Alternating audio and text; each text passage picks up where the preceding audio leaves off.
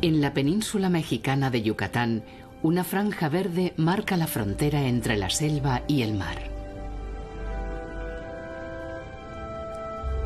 Un ecosistema distinto, encharcado e impenetrable, cierra el paso a los extraños, convirtiendo su interior en un terreno prohibido. Es un mundo intermedio entre el mar y la tierra, un mundo donde animales y plantas se confunden, un laberinto donde cada sombra esconde una sorpresa y cada árbol un soporte para la vida.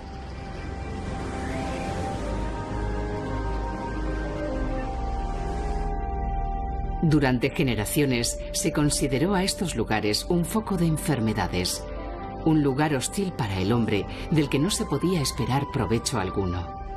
Pero la realidad es muy distinta.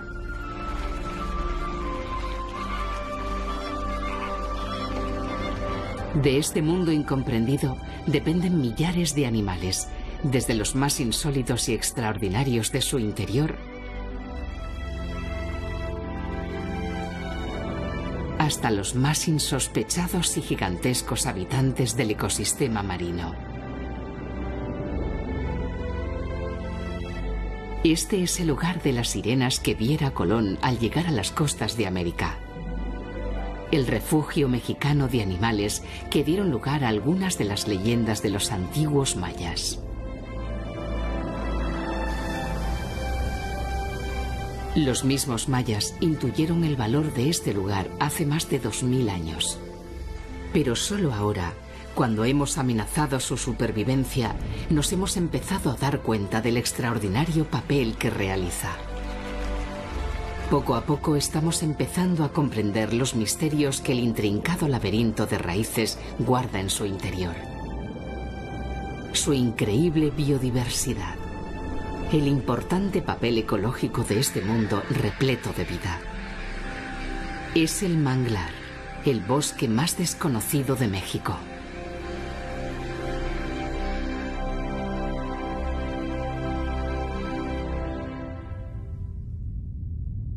Solo 3 países en el mundo tienen más manglares que México. Casi 800.000 kilómetros cuadrados de sus costas están cubiertos por bosques de mangles.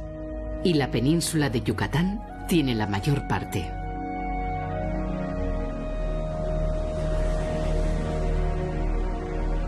Los manglares son un mundo de transición entre los ecosistemas marinos y terrestres. Millones de años de adaptaciones han dado lugar a este mundo tolerante a los cambios de salinidad donde los mangles, diferentes especies de árboles adaptados a altas concentraciones de sal, crecen y forman el más desconocido e impenetrable de los bosques.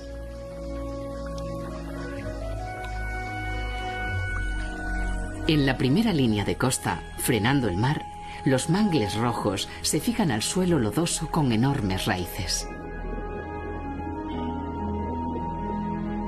Estas raíces, como los cimientos de una catedral, fijan los árboles y frenan el embate del mar, permitiendo que otras especies de mangle se desarrollen en su interior.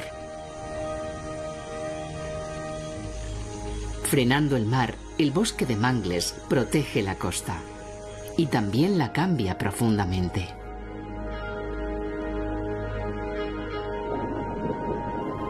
El lecho del manglar está cubierto de hojas que se depositan sobre el sedimento descomponiéndose y generando una gran cantidad de alimento.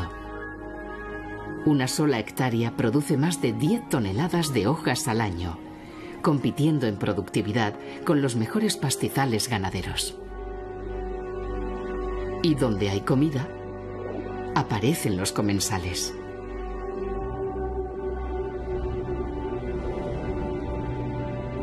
Millones de peces buscan refugio y alimento en el laberinto sombrío de las raíces del manglar.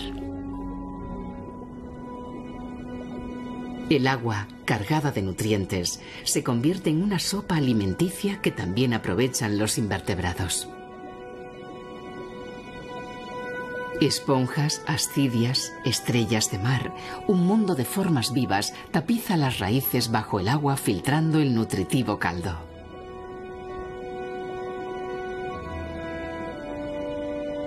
Aquí abajo, es difícil diferenciar entre el mundo vegetal y el animal. Las extrañas plantas que cubren el fondo son animales. Las medusas Casiopea tapizan el suelo dándole la apariencia de un jardín de extrañas flores.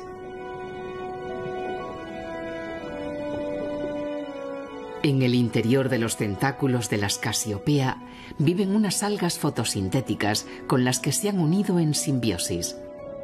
Las algas alimentan a la medusa con el exceso de nutrientes y oxígeno que consiguen al hacer la fotosíntesis. Pero para hacerlo necesitan exponerse al sol. Y esto lo consiguen las Casiopea dándose la vuelta, apoyando su parte superior contra el suelo y exponiendo sus tentáculos a la luz solar.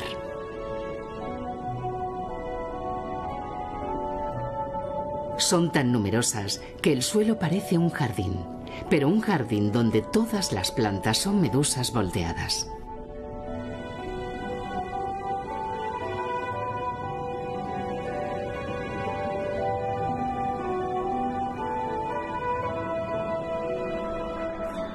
Los mayas que vivieron aquí llamaron al lugar Xian Kaan, el regalo del cielo, y levantaron ciudades y grandes templos que marcaban una vía comercial entre las principales ciudades del Mayab.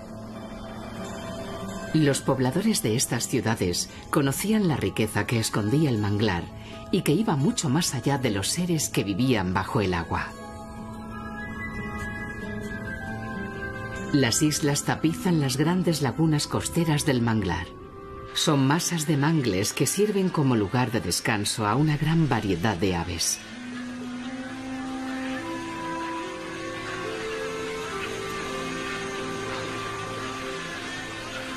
En la reserva de Xian Kaan, los tántalos americanos descansan después de una larga excursión de pesca.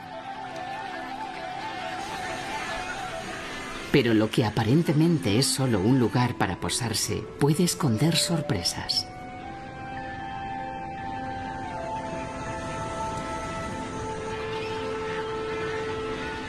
En el interior de muchos de estos islotes, las aves buscan intimidad y protección para hacer sus nidos y traer al mundo a sus polluelos.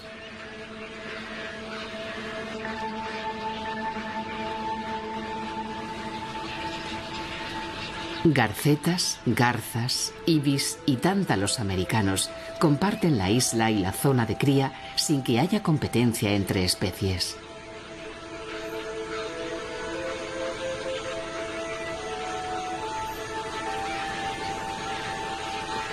Aunque eso no quiere decir que no haya ciertos roces cuando un padre se equivoca de nido.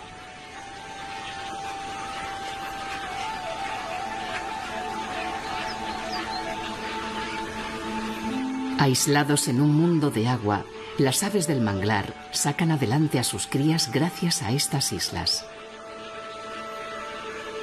Los manglares las cobijan y de alguna forma más indirecta también les dan de comer. Bajo los islotes de mangle, una gran cantidad de peces busca el microscópico alimento surgido de la materia vegetal que sueltan los árboles.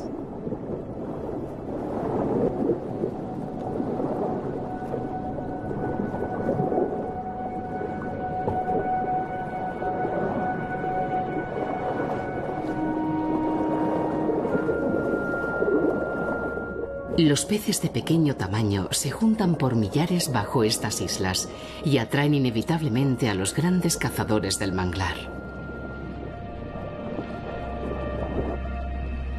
Barracudas y tarpones merodean las aguas poco profundas que rodean las islas. Las raíces de los mangles son una barrera para los peces grandes, pero aquí el peligro puede venir también del cielo. Las fragatas son las pescadoras más expertas del manglar. Las islas les ofrecen la seguridad que requieren para traer al mundo a sus polluelos.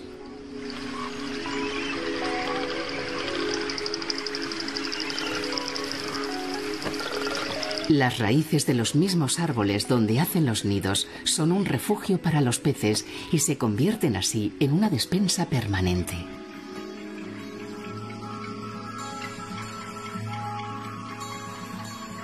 Desde el aire, las fragatas localizan sus presas y, haciendo uso de su extraordinaria pericia en vuelo, atrapan los peces con una precisión quirúrgica sin apenas entrar en contacto con el agua.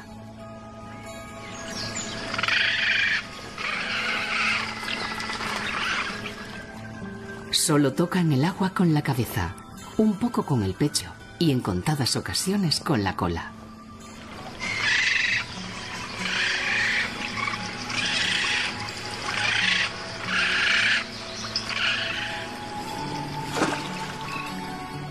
Mojarse más es peligroso. Esta forma de pescar tiene su razón de ser. A diferencia de otras aves marinas, las fragatas no pueden mojar mucho sus plumas. El aceite con el que las impregnan no es suficiente para que el agua no las empape. Si caen al agua, no podrán volar y se ahogarán. Pero su habilidad en el vuelo evita que tengan que sumergirse. El problema es que hay muchos competidores. Y algunos juegan sucio.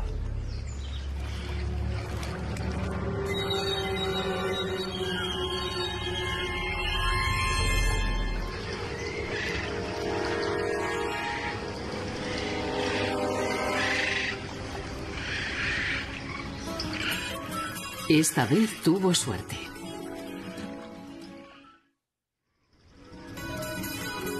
El manglar es un sistema abierto íntimamente relacionado con el mar. Hacia el exterior, más allá de las últimas raíces del mangle, se extiende una pradera submarina donde los pequeños peces salen a diario en busca de alimento. Los tarpones y las barracudas son temibles cazadores de las praderas submarinas.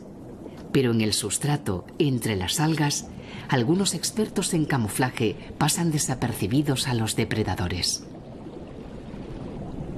Un pez murciélago se muestra inquieto.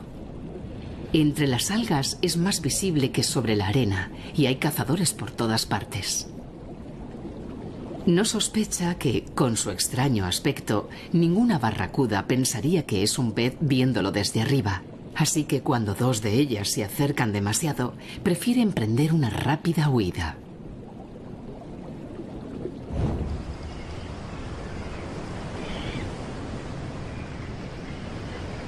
Las crías de diferentes especies de peces migran cada día del manglar a esta zona de pastos submarinos y durante la noche vuelven a la seguridad de las raíces.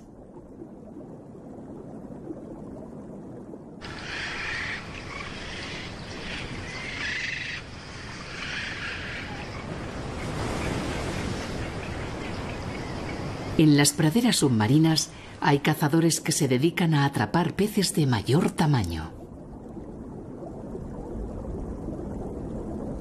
Cerca de los arrecifes de coral del Banco Chinchorro, al sur de la península de Yucatán, un cocodrilo americano camina bajo el agua.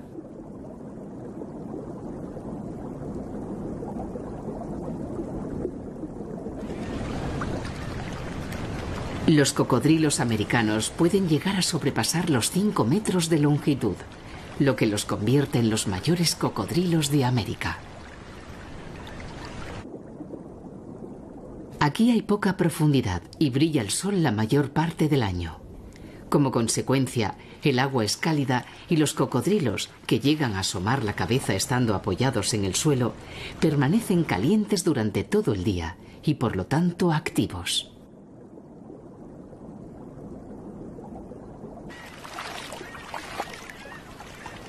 Los cocodrilos jugaban un papel relevante entre los mayas. Se les asociaba con la fertilidad a través de Chac, el venerado dios de la lluvia.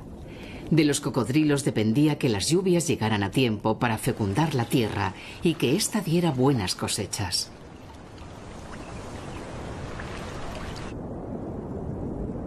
Hoy la representación de Chac en la tierra lleva una vida apacible en las praderas submarinas del Banco Chinchorro.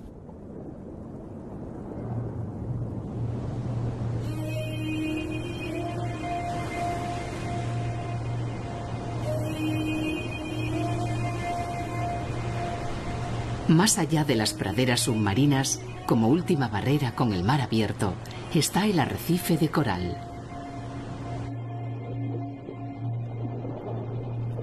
A pesar de su exuberante aspecto, este es un ecosistema muy pobre. Los nutrientes permanecen en las aguas frías del fondo oceánico, dejando las cálidas aguas del arrecife con tan poco alimento planctónico que muchos científicos lo consideran un desierto biológico.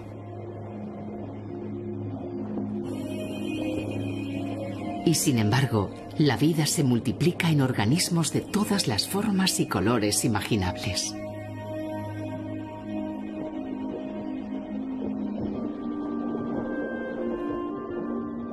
Es un mundo de simbiontes, especies que se unen colaborando para sobrevivir. Un mundo con poco alimento que, sin embargo, cuenta con una biodiversidad asombrosa.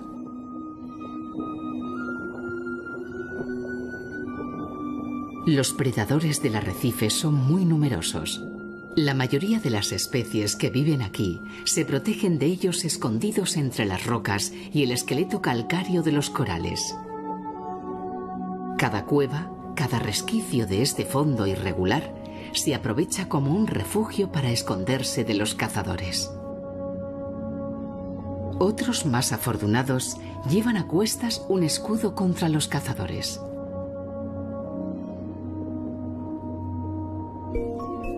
Esta tortuga carey busca las esponjas más apetecibles del fondo marino, sabiendo que su caparazón la protegerá de los predadores. Poco sospecha que su caparazón nada puede contra el ser humano.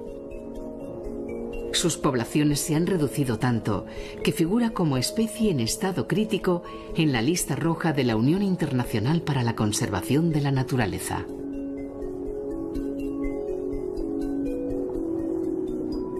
Las esponjas constituyen la mayor parte del alimento de las carey del Caribe. Es parte de una dieta que incluye algas, anémonas, medusas y otros cnidarios. Una colección de especies altamente tóxicas y que a las carey parece no afectarles.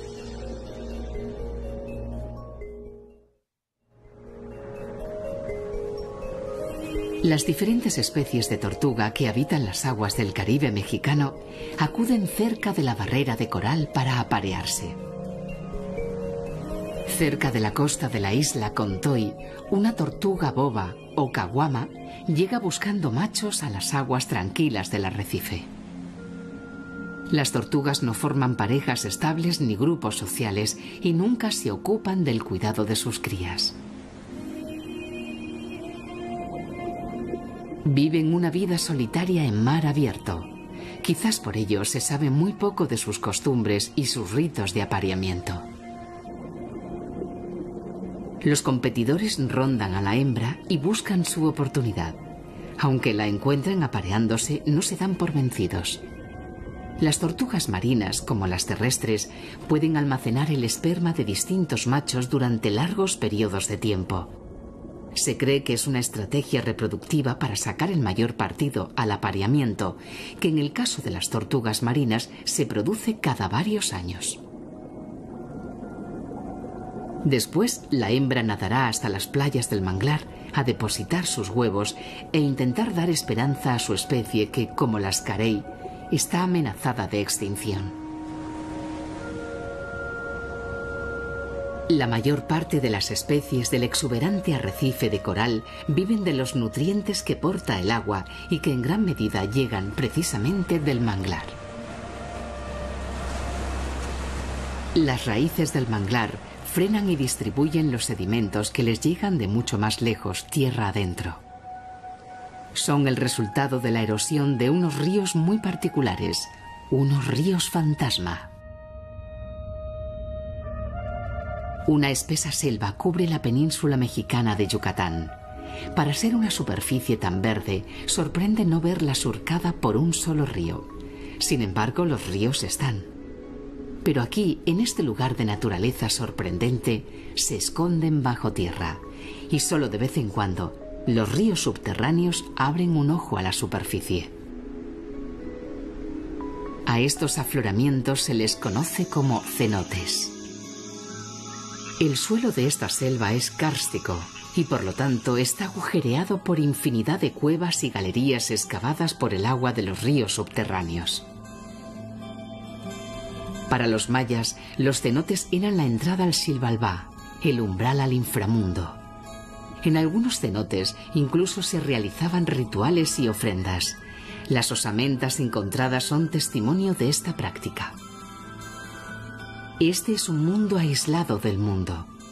Los animales de estos ríos sin luz evolucionaron de forma independiente, creando animales que solo viven en estas cuevas, animales ciegos y albinos adaptados a esta noche eterna. Las galerías oscuras canalizan el agua del interior del país hasta su desembocadura. Pero estos ríos invisibles no mueren directamente en el mar.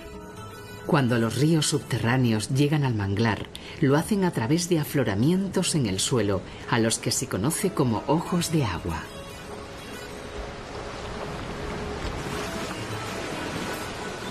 El agua dulce brota en los lagos salinos del manglar, aportando el sedimento que los ríos han erosionado desde su nacimiento.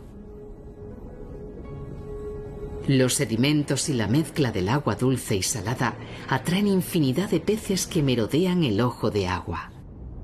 El surtidor de agua dulce despeja la turbidez de la laguna y permite ver grandes bancos de pargos que llegan atraídos por la diferencia de salinidad, creando un incesante movimiento.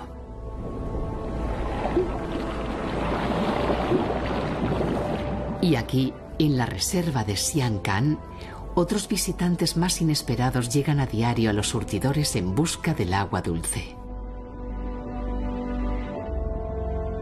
Los manatíes caminan ocultos al mundo exterior gracias a la turbidez del agua superficial. Nadie sabe a ciencia cierta por qué llegan aquí. Pero, movidos por una llamada invisible, estos gigantescos pacíficos dejan las praderas submarinas donde comen la mayor parte del día y vienen a los ojos de agua. Para los mayas que habitaron estas tierras, los manatíes tenían un vínculo con los humanos. Aunque los cazaban y se los comían, los respetaban porque los consideraban un símbolo de maternidad, por la forma en que las hembras cuidan a sus crías. A pesar de poder aguantar hasta 24 minutos sin respirar bajo el agua, los manatíes suben con frecuencia a la superficie, toman aire y vuelven lentamente a la seguridad del fondo.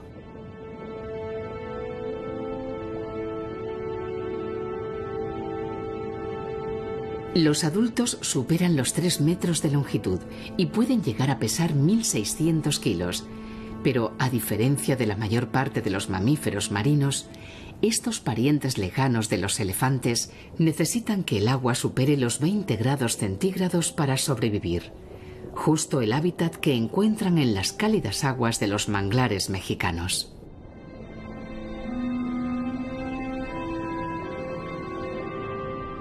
Aquí abajo nadie los molesta. El agua dulce que brota del ojo de agua parece relajarlos y con frecuencia aprovechan para dormir una plácida siesta.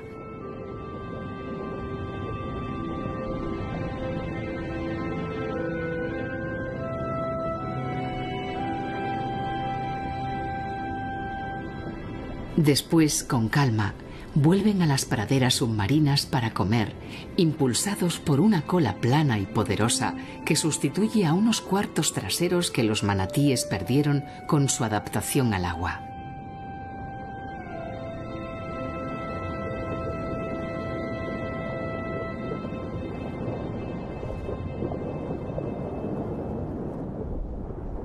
Lentamente, las sirenas del Caribe mexicano desaparecen en la turbidez de las lagunas del manglar.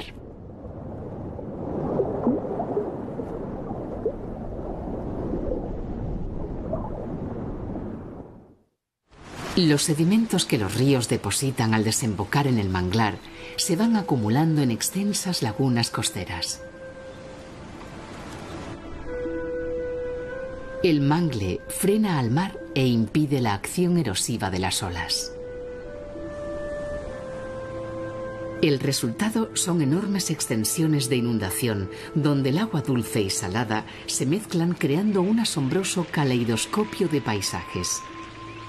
Las lagunas costeras de Ría Lagartos se tiñen de diferentes colores en función de las concentraciones de una alga planctónica microscópica y una bacteria prehistórica adaptadas a las altísimas concentraciones de sal. Los hombres aprovechan la riqueza natural de estas salinas, dando lugar a una retícula asombrosa desde el cielo. En tierra, sin embargo, los manglares de Ría Lagartos son el dominio de la naturaleza.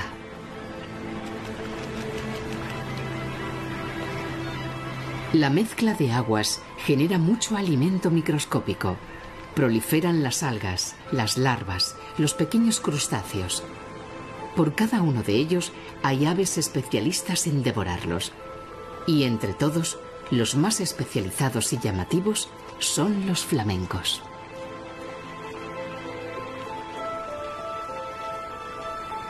Viviendo en una área encharcada de alta concentración salina, los flamencos rosados necesitan bañarse con frecuencia en lagunas donde predomine el agua dulce.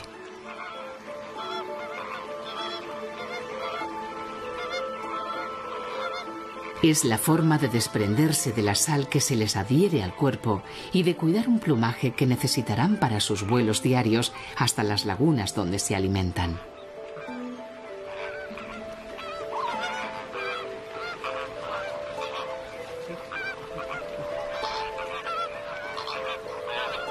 Según van acabando de arreglar su plumaje, los flamencos emprenden el vuelo. La colonia se moviliza. En grupos pequeños vuelan hacia las extensas lagunas de la reserva, buscando lugares de poca profundidad donde encontrarán su comida. Para comer, los flamencos necesitan lagunas poco profundas, donde utilizan sus patas zancudas para revolver el lodo levantando sus presas casi invisibles. Entonces sumergen sus cuellos largos hasta el fondo y con sus picos especiales bombean y filtran el agua, atrapando a sus presas, en un proceso similar al que utilizan las ballenas para comer el krill. La mayoría de estos flamencos pasa gran parte del año en Ría Celestún, pero cuando entra la primavera, migran hacia Ría Lagartos para construir sus nidos y traer al mundo a sus polluelos.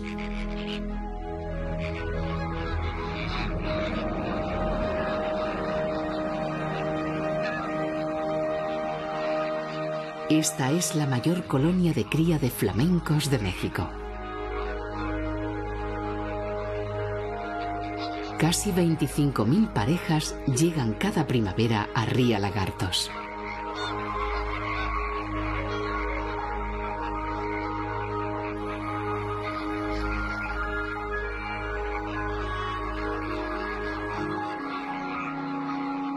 Los machos, de mayor tamaño, estiran sus cuellos en un desesperado intento por llamar la atención de las hembras. Si el efecto de parecer más grande estirando el cuello no funciona, siempre queda la opción de abrir las alas. Y si aún la cosa falla, queda la táctica de seguir a la pretendida hasta que claudique.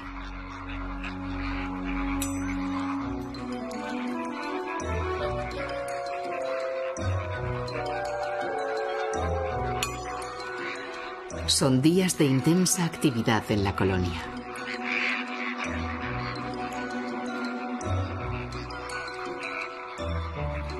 Nuestro macho lo intenta entre un sinfín de competidores con los que tiene que discutir. Hasta que la perseverancia da sus frutos.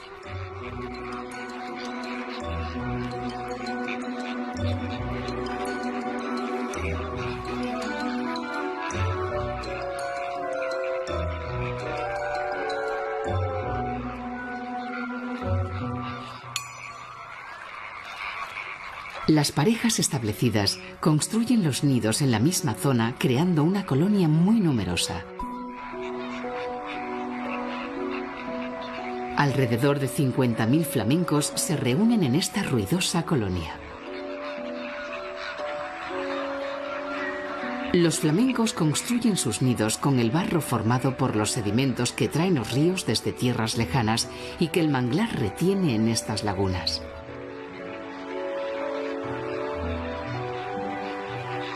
Cada pareja pone un solo huevo en su nido. Hay tantos nidos juntos y tal densidad de flamencos que con frecuencia se producen pequeñas riñas.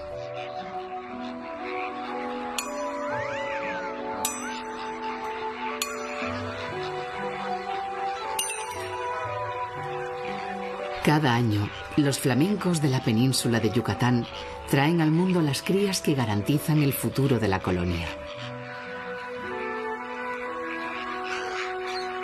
Y lo consiguen gracias al papel silencioso e inadvertido del manglar.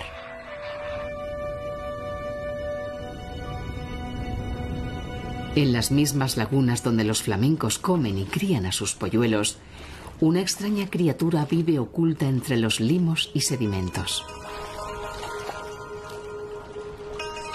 Como surgidos de la prehistoria, los límulos o cangrejos cacerola aprovechan también la riqueza de los sedimentos que atrapa el manglar. Aunque se les denomina cangrejos, estas extrañas criaturas son en realidad parientes lejanos de los trilobites, una especie prehistórica más emparentada con las arañas que con los cangrejos. Los límulos se alimentan de gusanos y moluscos que viven en el suelo fangoso de las lagunas. A diferencia del resto de los quelicerados, el grupo taxonómico al que pertenecen cuentan con dos grandes ojos compuestos a ambos lados de su concha. Otros 5 ojos más simples se disponen en la parte superior. En la parte ventral, cerca de la boca, otros 2 les ayudan a orientarse. Y una serie de sensores lumínicos en la cola terminan esta extraordinaria colección de ojos.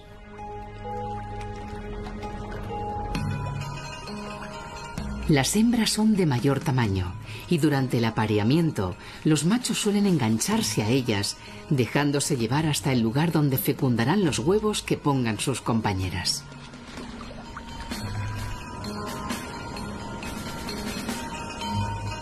Después de aparearse, los adultos buscan fondos con mayor profundidad. Las lagunas más cercanas al mar van cambiando y las algas proliferan paulatinamente.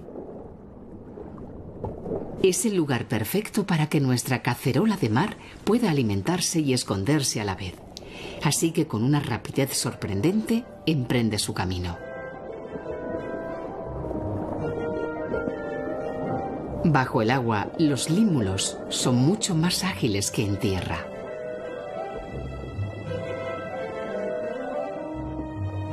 En su camino hacia el bosque de algas se encuentra con otros congéneres que empiezan a esconderse en el fondo. Los mayas respetaban a las cacerolas marinas por su comportamiento sincronizado con los grandes eventos astronómicos y meteorológicos. Hoy se les aprecia por algo radicalmente distinto. La sangre de los límulos, que es de color azul, si se expone al aire, adquiere un valor en el mercado farmacéutico de 11.300 euros por litro debido a sus propiedades para detectar e inhibir infecciones. Pero eso es algo que nuestro límulo desconoce. Con determinación sigue su camino hacia una zona más profunda. Hasta que la consigue.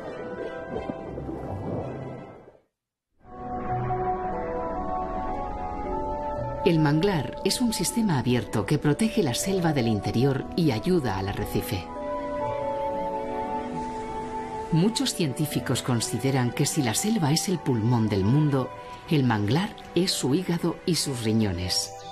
Un gigantesco filtro biológico capaz de purificar el agua que llega de los ríos continentales, fijar sus sedimentos y aportar agua limpia a la costa y al mar. Los sedimentos y las hojas de los mangles crean las condiciones para que miles de animales vivan y se alimenten bajo sus raíces. Parte de esos animales son tan pequeños que no se pueden ver a simple vista. Las aguas purificadas que vierten al mar desde el manglar van cargadas de pequeñas larvas y algas diminutas que se integran en el ciclo vital del océano, alimentando a millares de pequeñas criaturas invertebradas. También son el alimento de los pequeños peces del arrecife que atraen a peces más grandes que se alimentan de ellos.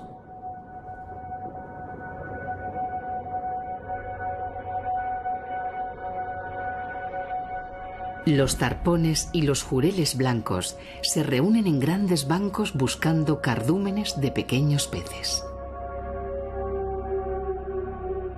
No son los únicos en acudir en busca de alimento, aunque curiosamente los mayores peces del arrecife llegan buscando los diminutos seres que aportan las aguas purificadas del manglar. Un tiburón ballena, el mayor pez del planeta. Los tiburones ballena acuden todos los años a las aguas del Caribe mexicano, bien entrada la primavera.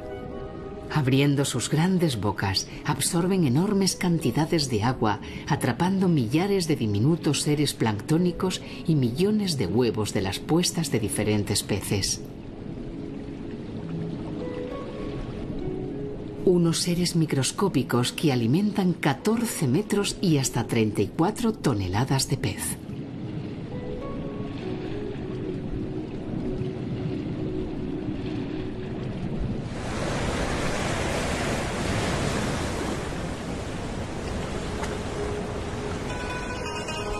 El manglar también tiene un papel protector.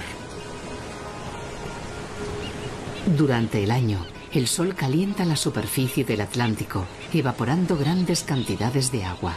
Según pasan los meses, el calor del océano crece y la concentración de humedad va cargando la atmósfera. Los vientos del oeste desplazan grandes concentraciones de nubes hacia el Caribe.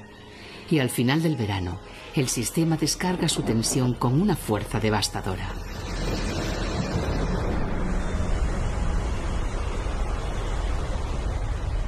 Un huracán.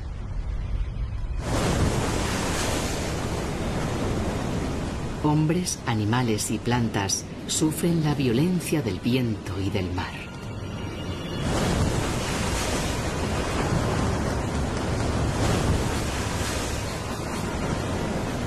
El arrecife frena en primera instancia el ímpetu de los huracanes, pero es el manglar el que disipa con sus raíces la energía del agua desbocada y absorbe la del viento enfurecido, evitando una devastación brutal tierra adentro. En el interior del manglar, las especies se protegen de la furia del huracán. Las aguas se enturbian, pero la vida se mantiene a salvo.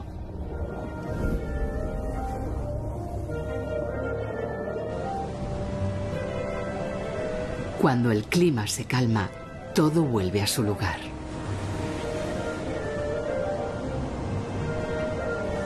La fauna regresa y el manglar se llena de vida.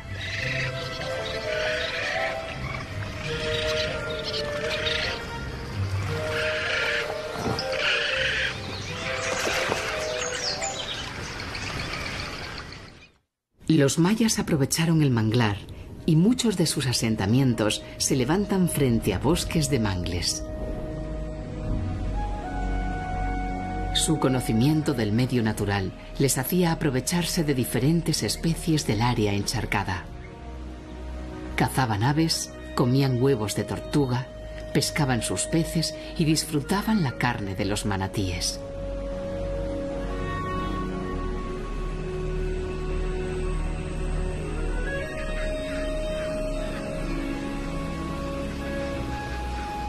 La ciudad de Muyil se edificó en el siglo III a.C., frente a lo que hoy es el mayor parque de manglares de México.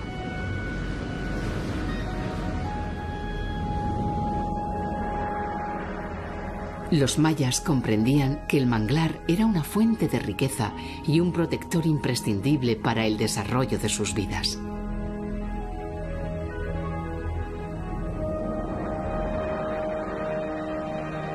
Pero sus conocimientos se olvidaron con el paso del tiempo.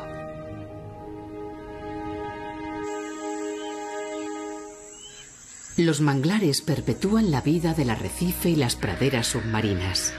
Retienen el suelo evitando la erosión de las tierras continentales.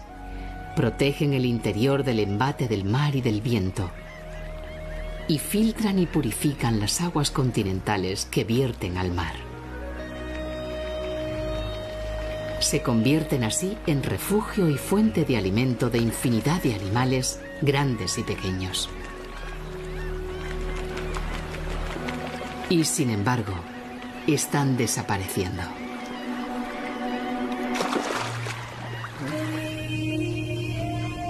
Se estima que en las últimas 2 décadas se ha perdido alrededor de un 35% de los manglares del mundo.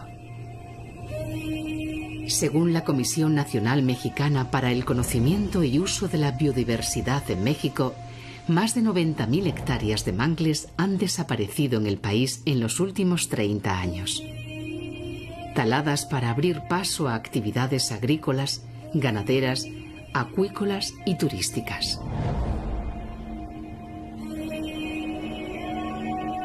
En el interior de la reserva de Sian-Kaan se construyó una carretera que cortaba el flujo de agua que necesitaba el manglar. Allí donde no llegaba el flujo procedente de los ríos, el mangle desapareció. Hoy, restituido el flujo de agua por la organización Amigos de Sian-Kaan, los manglares plantados vuelven a colonizar poco a poco el área encharcada. Aunque el gobierno y diferentes organizaciones han empezado a luchar por frenar la tendencia, los manglares siguen desapareciendo. Se van ganando batallas, pero se está perdiendo la guerra.